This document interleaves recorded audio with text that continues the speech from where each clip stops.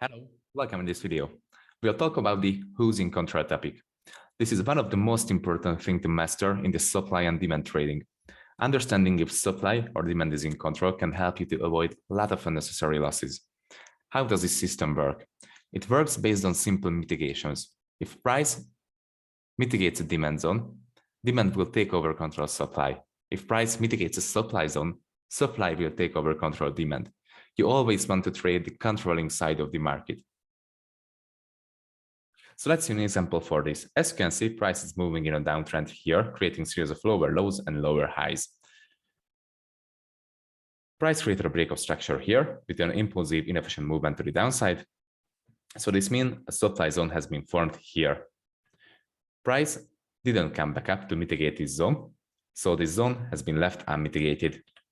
Okay, after this, price created this pullback here, and after this pullback, broke structure to the downside again. This means we will have another supply zone, which is right here. After this, price broke through this supply zone, so this means demand took over control from supply. And as I said in the earlier videos, if a zone breaks, then an opposite side zone will be automatically created. So if this supply zone breaks, then a demand zone will be created automatically. Okay, price broke structure, mitigated this zone, broke structure to the upside again, created this fresh new demand zone, mitigated this fresh new demand zone again, broke structure to the upside again. This means we will have another demand zone, which is this one. This demand zone also left unmitigated.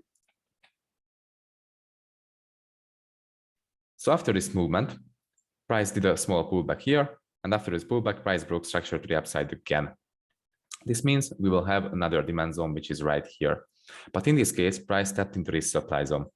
If price steps into a supply zone, when demand is in control, and it rejects on that supply zone, supply will take over control from demand. Okay, let's see, we have two scenarios here. I mean, basically three scenarios. The first one, if price breaks through this supply zone without a rejection, demand will be control, and supply did not take over control. The second one, price rejects on this supply zone and taps into this demand zone. So on the tap of this supply zone and rejection, supply took over control from demand. But if price taps into this demand zone and does a rejection on it, then demand will be control again.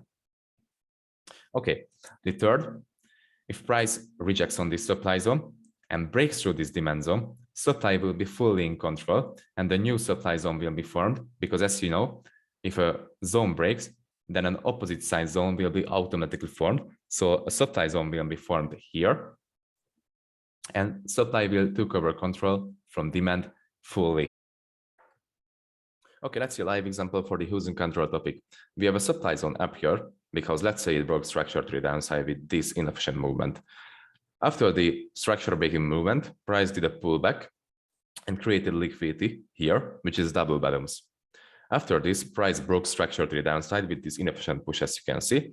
So we have all the three criteria in order to form a valid supply zone. So first criteria, price swept liquidity. Second, it broke structure. Third, it created inefficient move.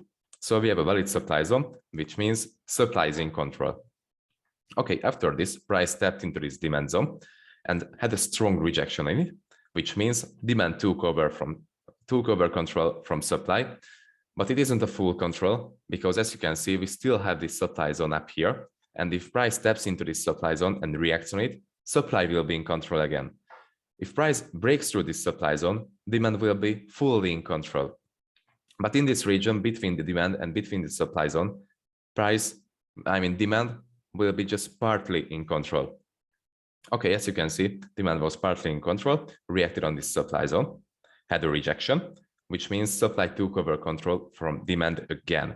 After this, price broke through this supply zone and created a demand zone that did a supply breaking movement. This means demand is fully in control now. But we have a supply zone up here, which was the extreme of the move because it started the whole bearish order flow. And the price actually tapped this supply zone, which means supply took over control from demand again. And as you can see, we have this last demand zone right here, which created the inefficient movement and the break of structure to the upside. And price broke through that zone with this movement, with this inefficient movement. after this supply tap. So what do we know about zone breaks? If a zone breaks, then an opposite side zone will be automatically created. So if a demand zone breaks, which is here, a supply zone will be created, which is here. Sorry.